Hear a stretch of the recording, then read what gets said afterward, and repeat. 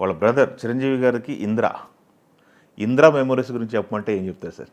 ఆయన నాకు అభిమాన నటుడు. అవకాశం వచ్చినప్పుడు చాలా థ్రిల్గా ఫీల్ అయ్యాను.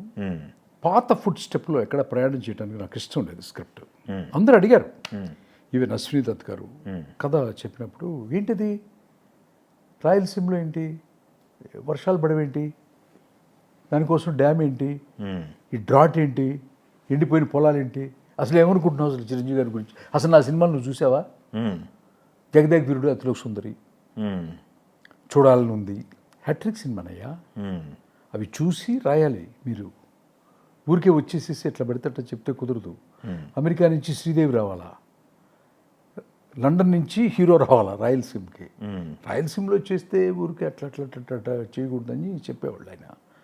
ఆయన ఎక్స్పీరియన్స్ అది చెప్తుంది. మిస్టర్ ఇండియాలో ఒక వాచ్ తీసేసి ఉంగరం పెట్టినంత మాత్రాన గొప్ప కథ అనుకొని ఫీల్ అయ్యే నిర్మాణ సంస్థలో,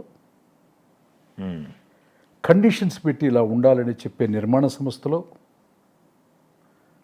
నేను అనుకుందే రాసి, నేను అనుకుందే తీపించి, అది నరసింహనాయుడు తెలుగు ఇండస్ట్రీ రికార్డ్ అయితే, దక్షిణ భారత రికార్డులన్నీ కూడా తిరగరాసిన సినిమా ఇంద్రసేనారెడ్డి.